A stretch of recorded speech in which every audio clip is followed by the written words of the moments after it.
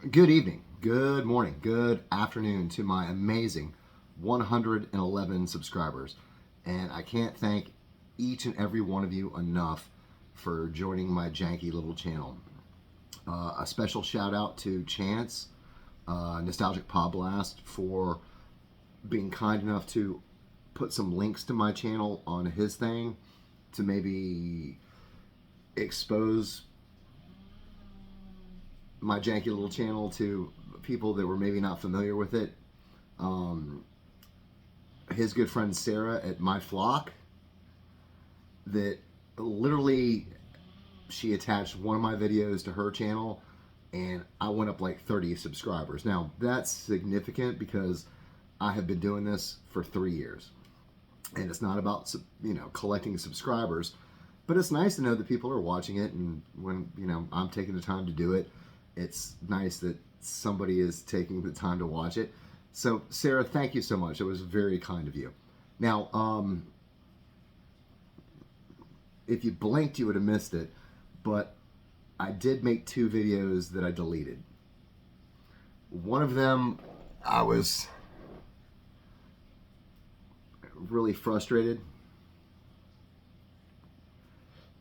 I'd had a difficult day at work, and I had an understanding of like, oh, I'm gonna come do this live unboxing. And my good friend was like trying to run me through this like better technology, so like live stream and people could call in. And I had reached out to people about it, and I thought it was gonna be on his platform. So like I would just call in, and the people I'd reached out to would just chime in, and it would be like a really seamless thing to then like share the link on my Kraken's Lair to it. But it was kind of last minute, and he meant very well. He did. He's trying to improve the quality of my channel so that people can live join in, and that's great. But it sort of blindsided me. It was late. I just wanted to do my P.G.X live unboxing, and that was not a good look for me. And I apologize to, I think, the 12 people that saw that. Sorry. So I tried to follow it up with a video just using the technology I'm comfortable with. And as my good friend Chris pointed out, like, you could still really feel my frustration. And I think I probably went on more of a tangent about what's going on with CGC in terms of this, whatever you want to call it, scandal.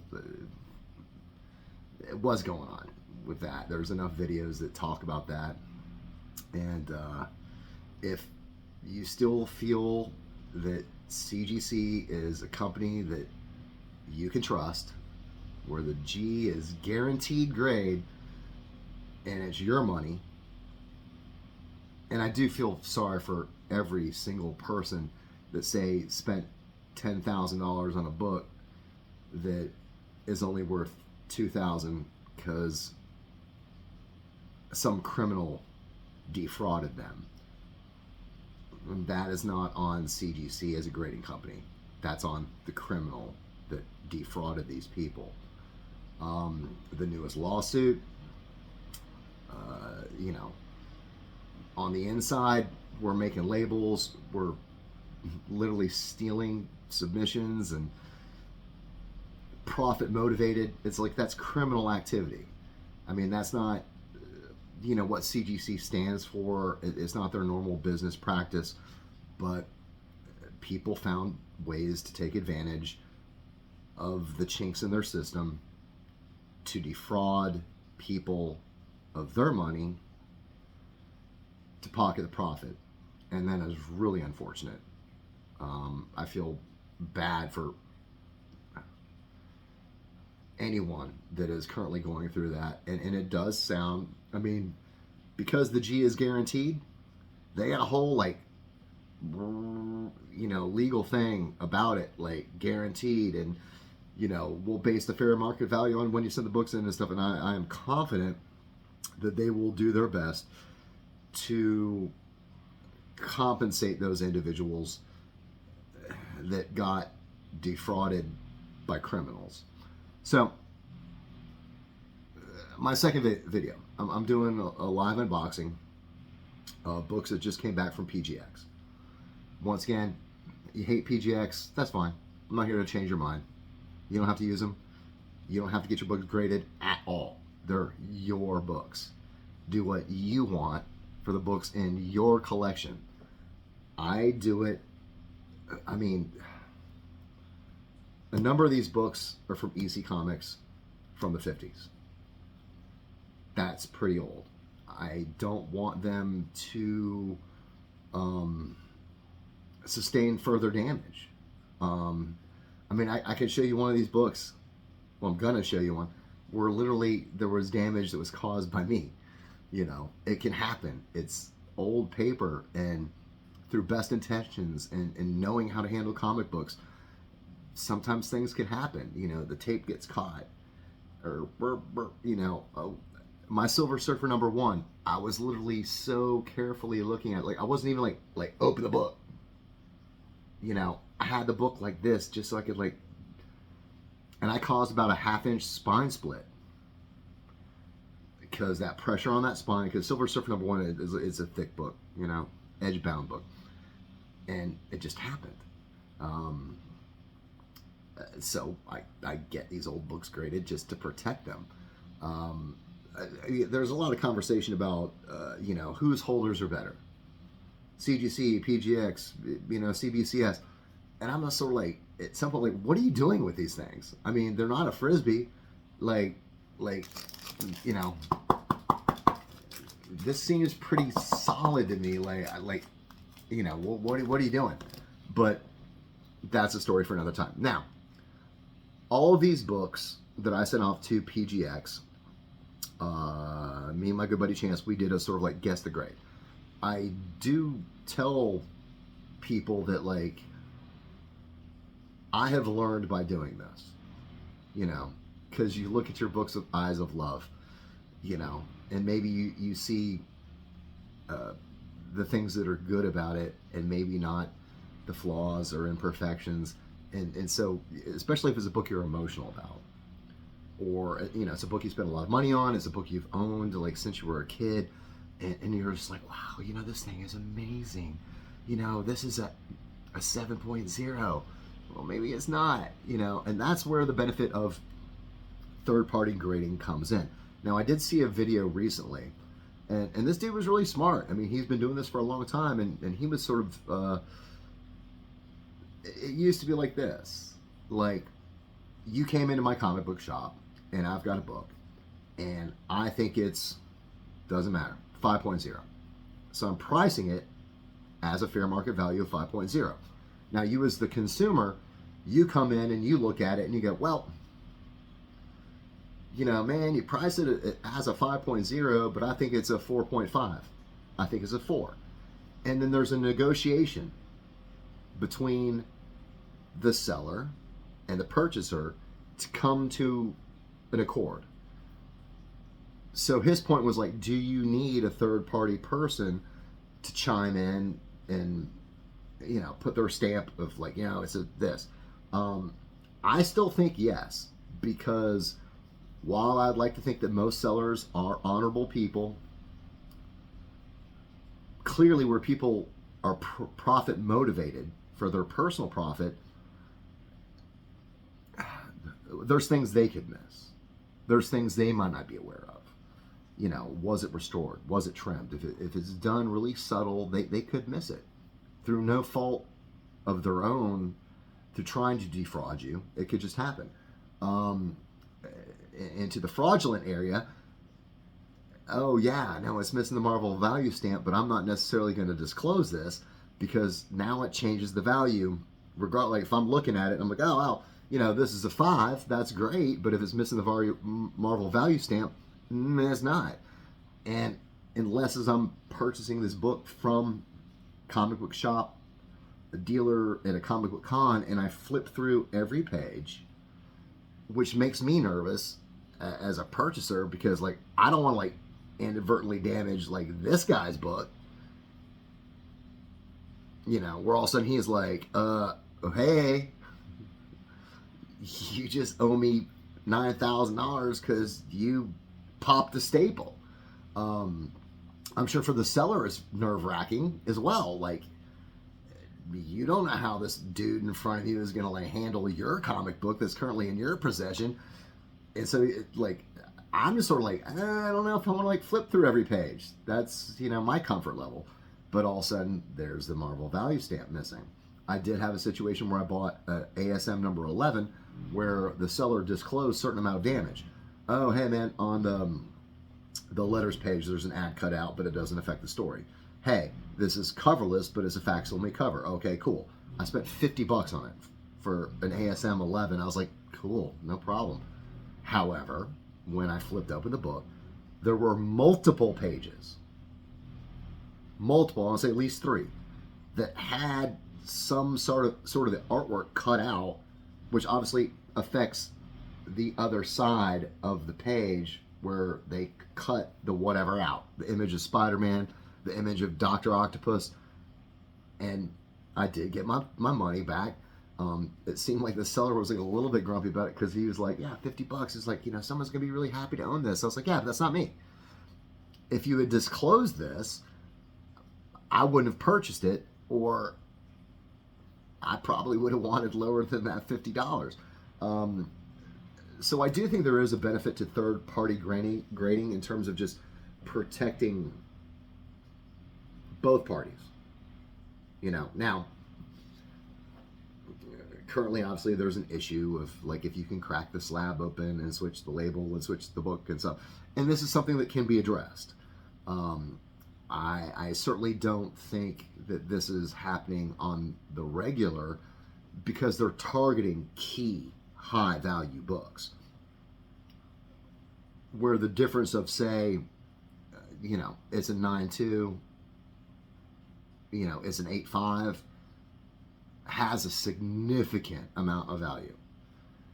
They're not going through this to make $100. It's a lot of effort, you know, to like, oh, because I got to buy multiple copies of this super high grade, this lower grade, do whatever they're doing, switching the book out. I still have the higher grade now. I'm going to sell this one, the cheaper grade with a higher label, you know, grade on it. And now I have to send this one back in to get graded. So now like I got 2 9.2s. That's a lot of effort. And they're not doing it to make $100, $150. They're doing it like to where it's thousands of dollars difference. So, you know, I think most people that have sent their books off to CGC, you know, can be entirely confident of that grade and move forward. For me, every book that I send in to P.G.X, I take a picture. I don't want to see the front and back. I look for something that's maybe significant damage about this particular book.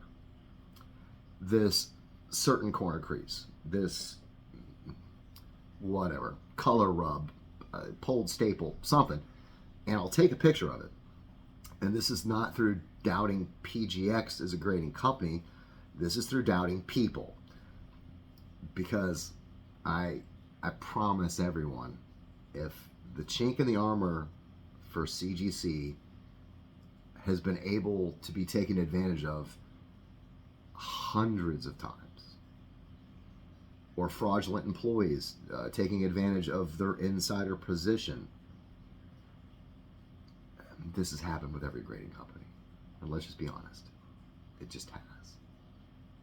Because people are people. So I take a picture of something significant about the cover. Like I said, you know, certain damage, color rub or whatever. So when my books come back, where there had been some sleight of hand, I could go, no, man, this is the book I sent to you, and this is the book that came back to me.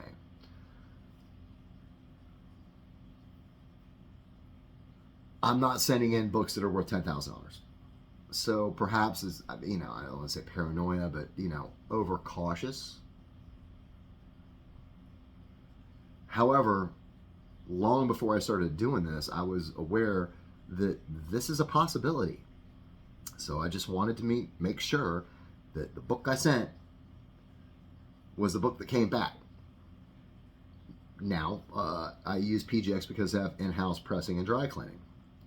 And just the process of pulling a book out, flipping the pages, grading, well, pressing it, dry cleaning or whatever, maybe some slight damage could happen. That's the risk you take. It's not their book. They're doing a job. But once again, if there's some specific crease, some specific little foxing or something, where I'm like, I can identify that this is the book I sent off to you. So, we are going to finally look at some comic books, because that's what my comic book channel is about, is looking at comic books. There are books in here that are from EC Comics, which are from the 50s. And I think it's such a compelling story on multiple levels, where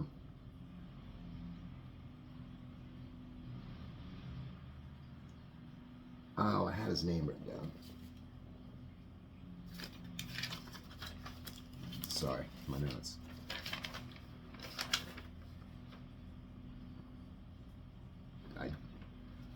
Frederick Wortham. He published in 1954 a book called Seduction of the Innocent. And in this, I haven't read it, so I'm paraphrasing and based on information that I have heard. So I could be wrong. If you're a Frederick Wortham fan, and you're like, no, they've totally misrepresented this. Okay. He wrote a book called Seduction of the Innocent in 1954. There was a rise in juvenile delinquency around that time frame, which is what prompted him to write this book. Now, he made a correlation between the rise in juvenile delinquency to comic books. If you've been around the block for a minute, we've seen this happen multiple times. Like, oh no, it's Elvis swinging his pelvis. It's that rock and roll music. It's that heavy metal music. It's that violent Mortal Kombat video game. Oh, what's happening to our children? And it's a scapegoat to, blame an Ozzy Osbourne song for your child, acting out. Maybe it's poor parenting. I don't know. So, for me, what was going on then is it's children that were raised during World War II. So, Dad went off to fight the war. Dad might not have come back from the war, if at all, the same man that he was when he went. Meanwhile, now, Mom at the home front, for the first time in U.S. history, women in droves went into the workforce for multiple reasons, whether it was income driven or they were needed for the war effort. I mean, you can see all kinds of pictures of like women made the tanks, women worked on the planes. And I can see that because maybe in their head they were like, I'm going to make this, the strongest rivet in this plane because this might be protecting my husband, my brother, my cousin, my uncle, my dad. Built with love to go fight the Nazis and the Japanese. So maybe Mom wasn't around. It might have been the first era of like latchkey kids. Billy's coming home and, Dad's off fighting the war. Mom's at the, airplane factory or, whatever, the tire factory making tires for the Jeeps, and like, here's your TV dinner, kid. So there was probably a lot of unsupervised hours without making, a specific sort of like gender role thing. At that time, maybe where Dad was more of the authoritarian or just the father figure. And now all of a sudden, like, Billy is like coming home and like no one's there, and he's like smoking, hanging out at the soda shop or whatever, bored, you know, and I was like, oh, juvenile delinquency, it's on the rise. So let's blame the comic books. They did a congressional inquiry into comic books. Excuse me. And because Bill Gaines at EC Comics had a number of titles like weird science fantasy, crime, suspense stories, blah blah blah, and had some, more violent covers. Which obviously he was just like, he sells comic books, you know. There's a classic one that was used where this guy's holding up this woman's severed head, and you see her body on the floor, like lying on the kitchen, you know, and he's got the axe in his hand, and he did not do well for the congressional, because they literally, like, they ask him questions. Let's see, I had this somewhere too. And it's just ridiculous. Like, you know, I mean, they're like, well, you know, is this in bad taste? Do you think this could, you know, traumatize children? And he's like, well, you know, if we had just changed it so you saw, you know, the severed bloody neck, you know, if you saw like her body on the floor, that part of the neck severed, if we had put more blood on the axe or whatever, but he was barking up the wrong tree to the wrong people. What he should have done is what D. Snyder and Frank Zappa did when they got pulled into the same thing in the 80s, when the PMRC under Tipper Gore was trying to put warning labels on, I don't think it started off with rock and roll albums. I mean, it was a rap out like Cop Killer, you know, and from there they were like, yes, you know, and here's all these violent lyrics talking about this, that, and the other thing. And dude, those dudes went in prepared, all about like First Amendment rights and freedom of speech and freedom of expression, and like they crushed that. And so, you know, applause to D. Snyder from Twisted Sister. Like, he came prepared, and they were not expecting it because he looked pretty wild. They made a judgment call, and they came in with their agenda like we were just going to roll over these guys. They didn't do it. Bill Gaines was a little less prepared. I think the stance that he took his argument on was harder to legitimize to these people that had already drawn a conclusion. You know, where you're talking about what is in good taste. Well, what's good taste to me is not to you, is not to a congressman, is not to whoever. If he had just stuck to like amendment rights. So he got so disillusioned, and the comic book community, or publishers rather, were so concerned that the federal government was going to come in and regulate comics, and they did not want that to happen. So they created this little thing called the Comics Code Authority. Now, this is backwards right now, but they created this thing called the Comics Code Authority, approved by the Comics Code Authority. And some of the, I know my face is really close, some of the guidelines are crazy. Like, they couldn't use the word vampire. They couldn't use the word zombie. Like, really? This is so detrimental to children? They're like, zombie, like, I'm gonna go eat brains. I was like, what are you even talking about? I mean, meanwhile, like, you know, this is like post World War II, and we're over there like dropping nuclear bombs on Japan. Like, is that violent? You know, I don't know. I guess they were in the early 50s. We're getting into like the Korean conflict, so we're still dropping bombs on people, not atomic bombs, but, you know, bombs nonetheless. And I'm not, you know, I'm not talking about the military or that's evil, or war is in and of itself sometimes the only way to settle conflicts, because history has shown us that sometimes it's necessary. You know, when diplomatic relations fail or embargoes on countries fail and they're still really angry and are, you know, doing awful things to civilians and stuff. It's like, yeah, sometimes like, okay, cool. Sometimes might, I don't say it makes right, but sometimes it's necessary. So Bill Gaines got so disillusioned about all this that he shut down EC Comics and he created this little thing called Mad Magazine. Because in the larger size magazine format, it was not a comic book, it was a magazine. And so it wasn't subject to the same rules and guidelines as the Comic Code Authority.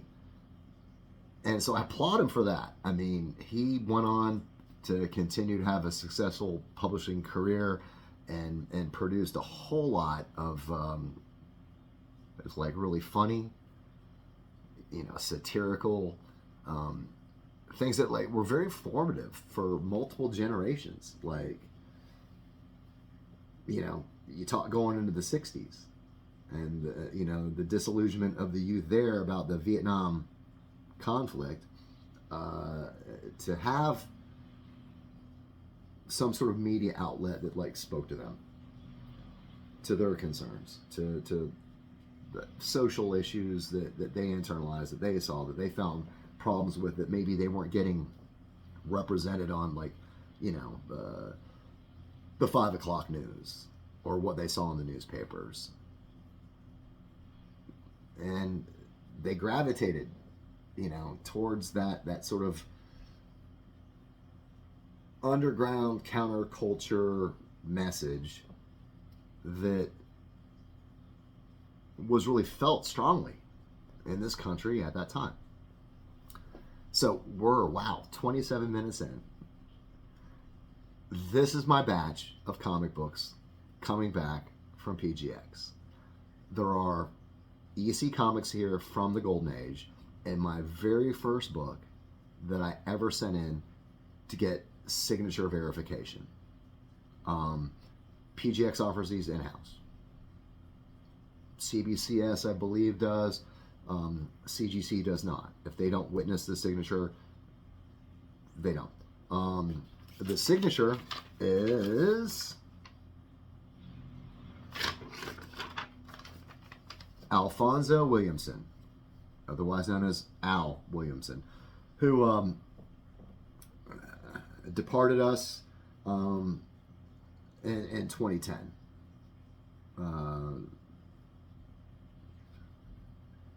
June 12th. So, what a great contribution to comics, his artwork, his style, and he's not signing any more books. And I bought this book from a guy that lived in New York. Shout out Chris, we love comics, New York, many years ago. And when he sold it to me, it's like, look, dude, like, he didn't see him sign it, but he's like, dude, this looks like really legit. Before I purchased the comic book, he had a screenshot of the signature, and I looked it up, and the problem was like Al Williamson's signature, it changed over time. You know, maybe, I don't know, as he was a younger artist, and he's like, really, I want my name to, like, I want people to be able to read it. You know, to where he's like, oh man, I'm just here all day at this comic book con and just blah, blah, blah, blah, blah. You know, there's my name. It looked legit based on some examples that I saw, but I am not a signature verification expert. And so this is, once again, another benefit is people like, oh, like, you know, having books graded, it's it's a scam, it's a waste of your money. At the very least, this book is kept safe. Safer than it would be in a bag and a board. Even though I keep my comics very safe. I got a dehumidifier in a room with no windows, so there's no ambient, like, you know, UV light to, you know, fade the covers. They're all well up off the floor in case there would be some flooding or something. Like, I do the best I can, but it doesn't compare to that. It doesn't. And now they verified the signature. Now, can anyone, any signature verification, can anyone say absolutely 100% that this is authentic? Unless you were the kid that gave Al the comic and saw him sign it, or you were a bystander, those are the only people that know for sure. And being that this comic book is from the 50s, who knows when it was signed? Who knows if those people are still around?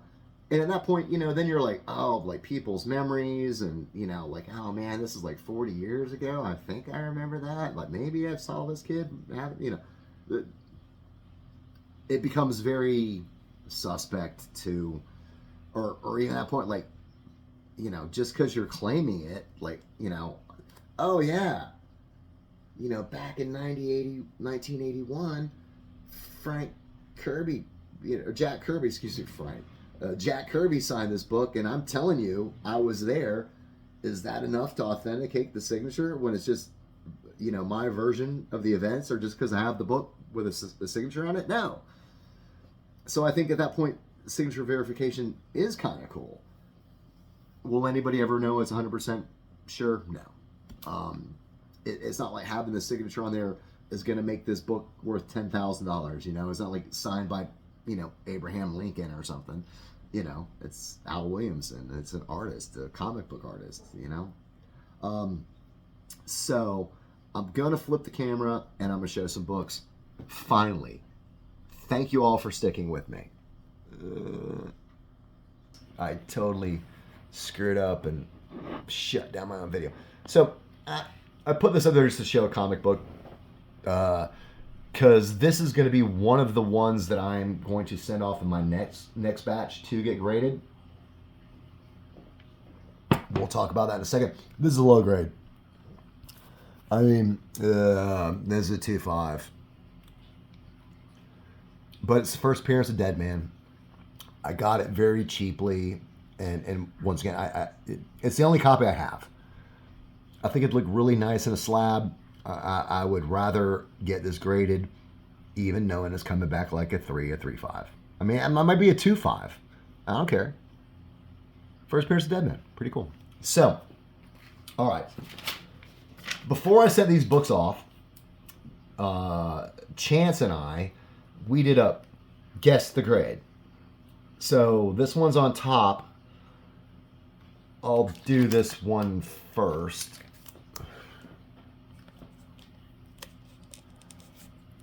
Tales of Suspense number 43. This is the second copy of this I've owned. I sold the last one that now I can obviously see the grade, was actually graded a little bit lower than this. This is the one book we just sort of got into talking, and Chance didn't actually guess a grade on this. I guessed a 3.5 to a 4.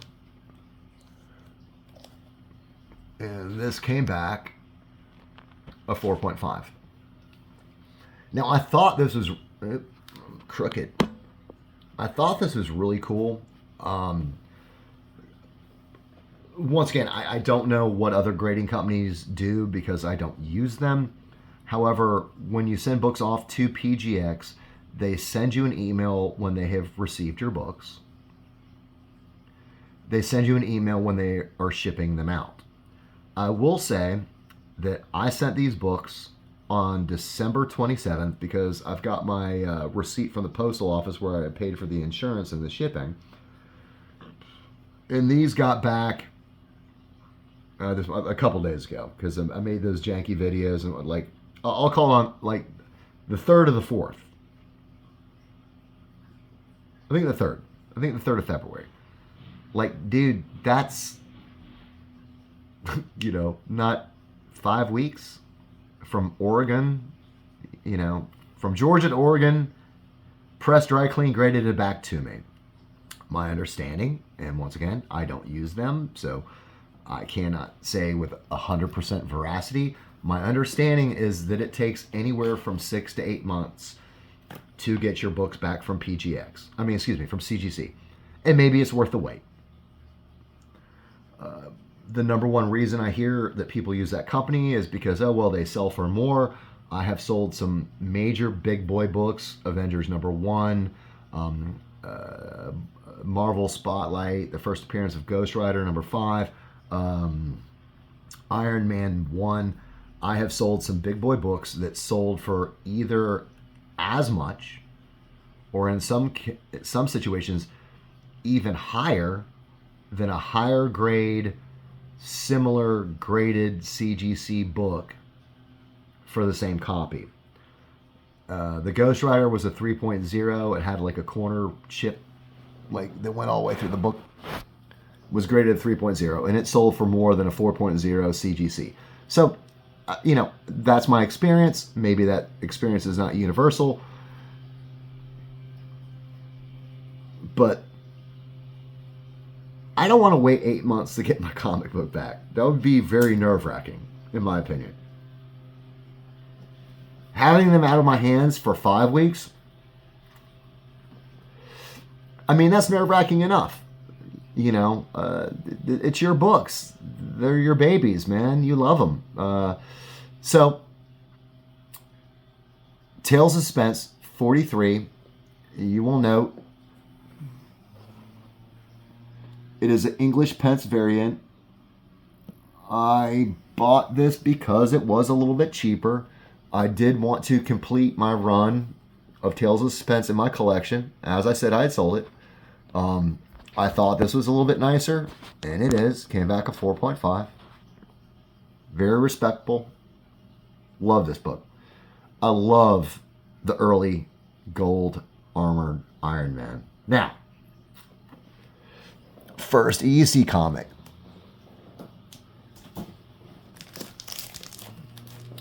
Weird Science Fantasy, number 26. Don't want to show the grade. This is another book I sold to Earl Shaw. My original copy was a 4.0. Sold it for way more than I'd spent on it. But I love this comic.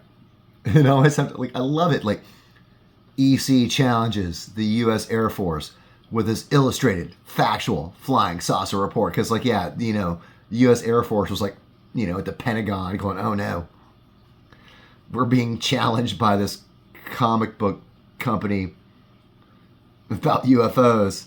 What shall we do? All right, so number 26, guess the grade. I will say across the board here, there's a theme that Chance does always grade books a little bit higher than they come back. I think that goes back to Eyes of Love about comics. I also think it goes to, he doesn't really believe in grading comics. I mean, he loves to smell them and look at the art, and more power to him. But because he does not go through that process, I think his assessment of grades, it's a little bit off just because he doesn't do it. I'm getting better at it. So, Chance guessed a 6.0.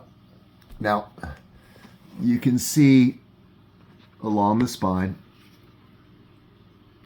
color break where I guess that was a solid black edge. There are no hunks missing out of it. The edges look pretty clean. I think that's it was a glare on the back. I mean, this came out in 1954. I'll let you guys do the math on that. 1954, this is not a bad copy at all. Chance guessed a 6.0.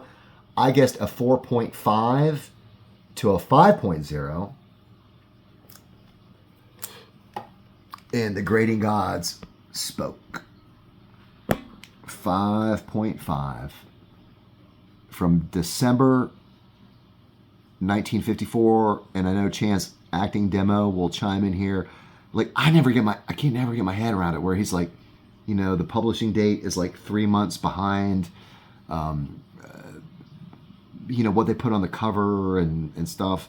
I'm sure comic book people know. So I guess this hit the rack in December of 1954, but would have actually been made a couple of months before that. So, like, maybe, I don't know, would have put that, like, October 1953 or something. Chance, am I getting it right? I think I'm starting to understand. So, Weird Science Fantasy, 5.5. Like, I put a 4.5 to a 5. So I am super pleased. And I'm really happy to have this back into the collection. Now, this one did grade lower than what I thought it was going to be. Not significantly lower, but I was a little bit surprised. Don't want to show it. I want to ankle that down.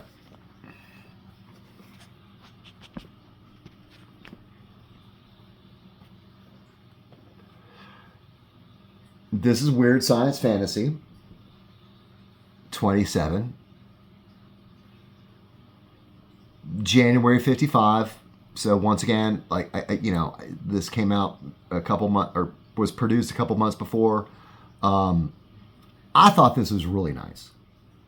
It has this this paper thing pulled at the staple. Seemed a little bit off center. I did pay for the pressing and dry cleaning. The edges look good. There is not a single color breaking crease across this thing. I, particularly with the mostly white background, that's why I really had high hopes for this. Once again, the dry cleaning and whatnot.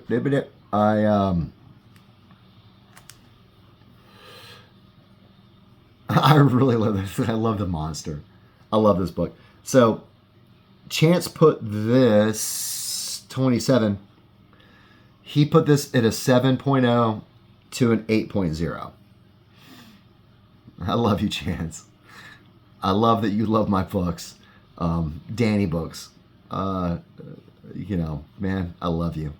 I've known you for since 7th grade, dude. I love you. A 7 to 8 is what Chance put this book from, 1954 at. That's awesome. I also had high hopes. I put this at a 6. However, 4.5. That's cool. I didn't spend 6.0 money on a 4.5. I am okay with that. Because once again, you're talking from the 50s. And this is almost like a mid-grade. And with the white, dude, I love this book. I will never, ever sell this book. If somebody offered me 3 times the current fair market value for this book, I would not sell it. Because I love it that much. I love the red and the weird. I love the monster. I love I love the rocket ship. I will never sell this book. This is going to be up to the wife and the kid to sell this book, because I will never, ever, ever let you go. You're awesome. Rawr. Rawr, rawr, rawr. What is not to love about that? Thank you, EC Comics. Okay, we are going to continue forward. What a great book. And I'm going to interject here. I know this is getting really long, especially for me.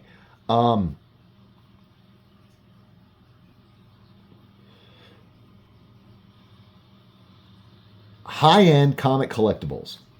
Whether you're talking, Giant Size X-Men 1, Amazing Spider-Man number 129, the first Punisher, even Hulk 181. These books are not really that rare. Let's be honest, comparatively. How many collectors have multiple copies of these in their collection that they just, haven't had graded because they're not about that? how many of those are just out there in private collections that, you know, is they're my age and they hit a little bit older and they're like, cool, it's time to sell the collection off. How many more of those might flood the market? I mean, not that it would like significantly change fair market value, but certainly some. How many people in their collection have Weird Science Fantasy number 27? Especially in a mid-grade. To me, this is a rare book. You know, Amazing Spider-Man 300, First Appearance of Venom, that is not a rare book. You know, it's not going to be a rare book for a long time, because I know people, and I watch channels where like people have got like 10, 15 copies. And when they decide to sell those, and now there's more of a surplus of those available, it will sort of drive the price down like a little bit. I don't see a flooding of the market of Weird Science Fantasy 27. Next book. This is the... Oh, I damaged my own comic. Journey of Mystery 83. You'll note there is no 83. Those creases are on the bag. It's the light. There we go. A little better. This is the Golden Record reprint. I bought this. Wow. At least 5 years ago. And I actually reached out to Chris of We Love Comics. I was like, man, what do you think about these Golden Record reprints? And he was like, well, you know, I'm not really into it, and I respect that. But I was like, I was just like, man, even then, 5 years ago, before the pandemic spike in prices, I was like, I don't have $3,000 to spend on this book, and I love Thor. And I've got a lot of early Journey into Mystery, but it's like, this came out in 1966. So just a couple years later, after, you know, the actual factual Journey into Mystery 83 came out, there's certainly enough differences about this book that, like, you know, you can't pull a fast one and, like, you know, claim this is original. And that's not my goal. I just wanted to have it. You know, to complete the run, the first best, you know, whatever you want to go, like, reprint that I could get of this book. And I spent just a little over $100 on this. I think with shipping and tax and stuff, it like might have been close to $150. Now, as I was wanting to look at this, in the lower corner, there you go, you can see it. There was this little dog ear, right, where the cover was folded back as a dog ear. And it had been folded back, who knows for how many years, if not decades, that I was like, oh, you know, I'll just peel you back. And it was so delicate because it had been bent so long. That corner just, boom, just fell off. And I was like, oh, man. I just dinged my own comic book. I don't know how it would have affected the grade differently if it was just a bent, dog-eared corner. I was trying to, like, make the book look better.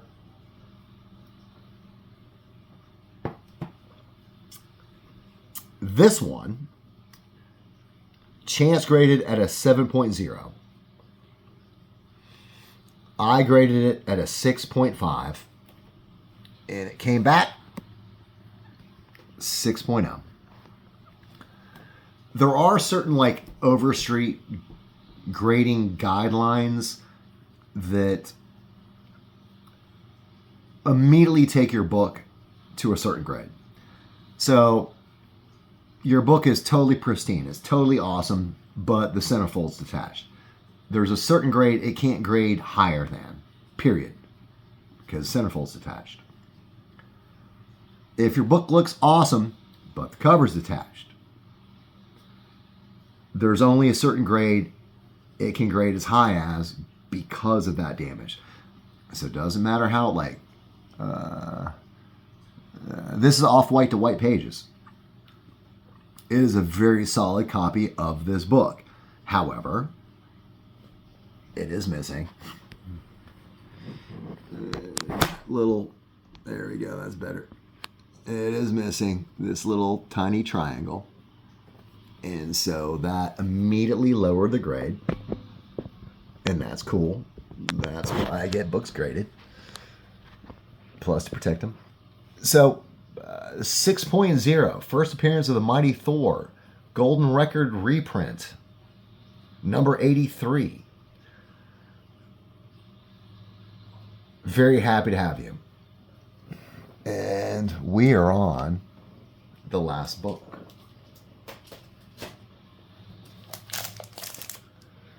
Make sure the grade doesn't show. Gotta zoom in a bit. Okay. Crime Suspense Stories, number 16. From April 1953. So once again, you know, I guess this, I mean, it came out like, you know, off the rip in 1953, if not 1952. This is the book signed by Al Williamson. This one, in terms of guess the grade, Chance and I got the worst. However, my daughter, and this was the one book that she chimed in on a grade, because she showed up like towards the tail end of when we were making that video, that she actually nailed. The biggest issue with this book is there's tape all along the spine. And it's interesting to me because, I mean, yeah, there's a little color thing there, but like there is no spine.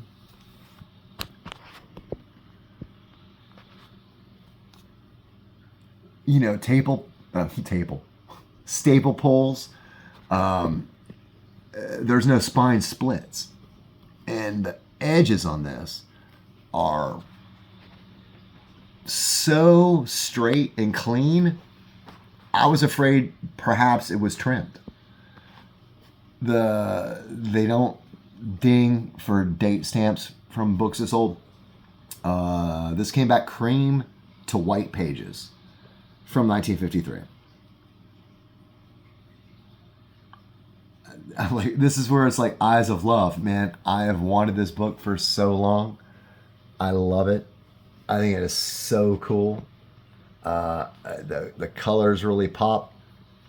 The edges were nice. I'm so proud to own this. And it did come back and authenticated Al Williams' signature. The grade they gave it was a 3.0. Chance had guessed a 6.0. I said a 4.5.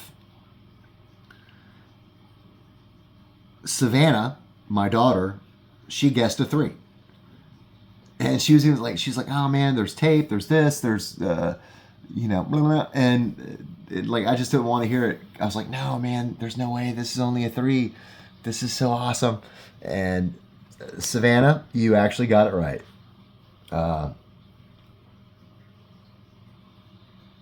I want to show this. This is a newer thing.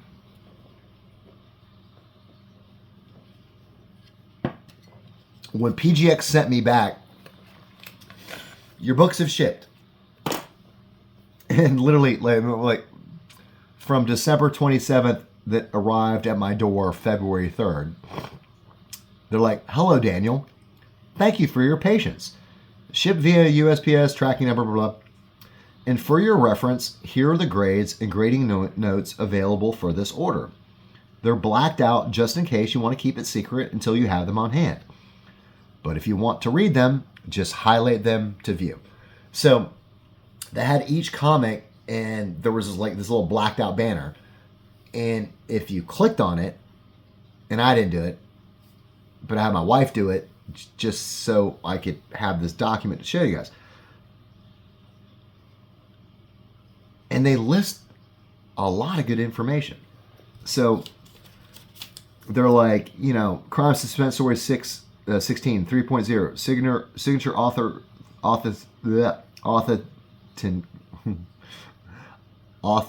authentified. There we go. Approved for Al Williamson. First page after centerfold.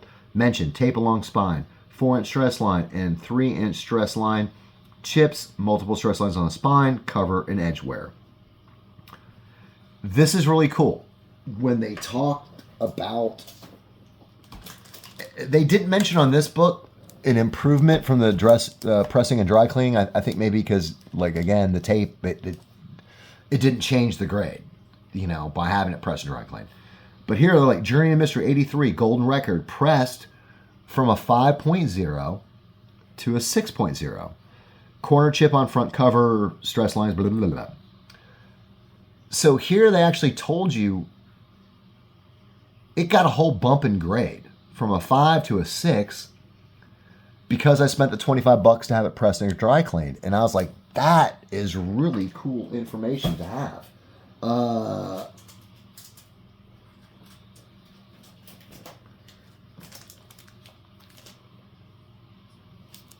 The Weird Science Fantasy 27. Pressed from a 4.0 to a 4.5. You know, stress lines, multiple stress lines, blah, blah, blah. All that.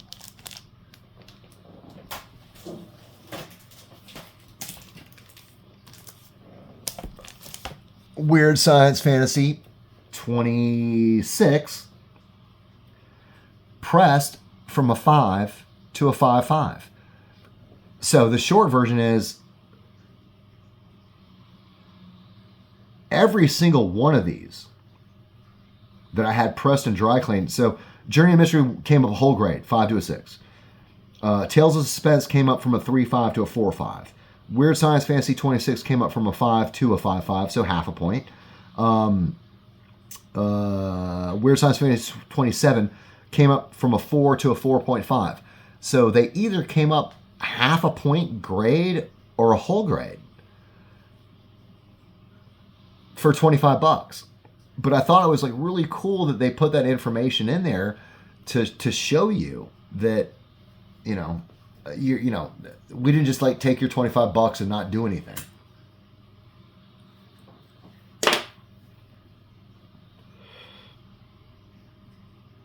Okay. Now I'm going to show a different book.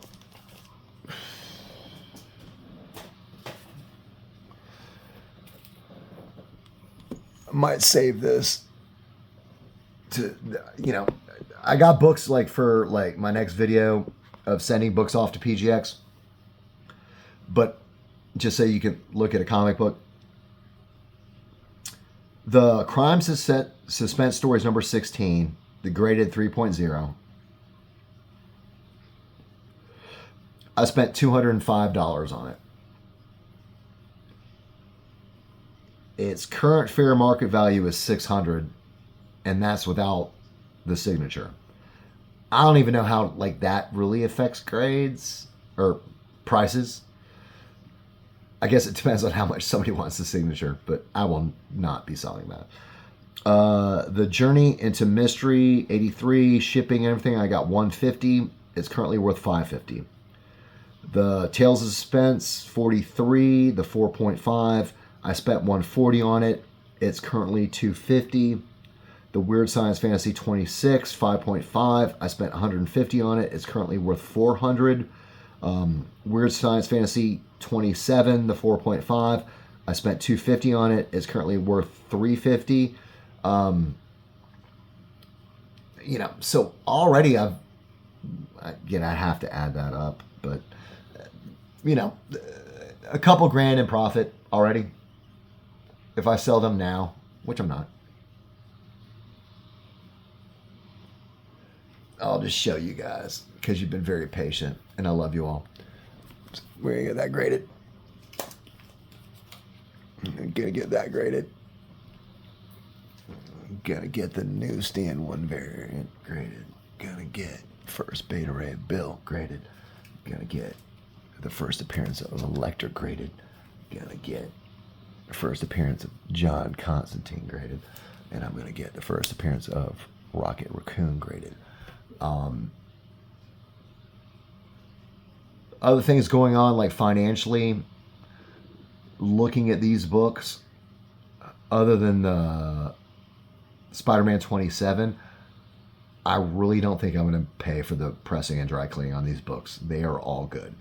This might be my first batch of books that come back like where we're looking at like 9s, 9.2s. I might include the Spider-Man 27 and maybe one other older book that could benefit for the pressing and dry cleaning, because I mean just the grading is like 20 some bucks. Chris from the We Love Comics is doing a live auction on the 18th, and man, I'm just like, can I buy all these books? But I have to juggle, you know, my wife and I's goals and what we got going on here and other things. I can't just spend all my money on comic books as much as I would love to. So I'm gonna flip it around. This is my longest video I've ever made. So if you've stuck with it this far, thank you so much. Again, thank you to my 111 subscribers. For my janky channel, again, I apologize, you know, for the 2 videos that I took down where I was not having a good day and things sort of derailed a little bit, and it was not the video I wanted to make. It was probably not the video that you wanted to see. Everybody enjoy comic books and enjoy comic book collecting. I'll get that stack ready for P.G.X. Might make a little couple tweaks, a couple books I want to change in, slide out, depending on how much money I spend at Chris's auction and what I can like get approval, you know, on the household level, as we're trying to save money for a new car, to be like, come on, like, he's selling Amazing Spider-Man #6. Come on, you know, we'll see. But anyway, so everybody, thank you for watching. Have a great day. I'll see you soon. Again, enjoy comics. Enjoy comic book collecting. Thank you for joining the Kraken's Lair. Everybody, have a great day.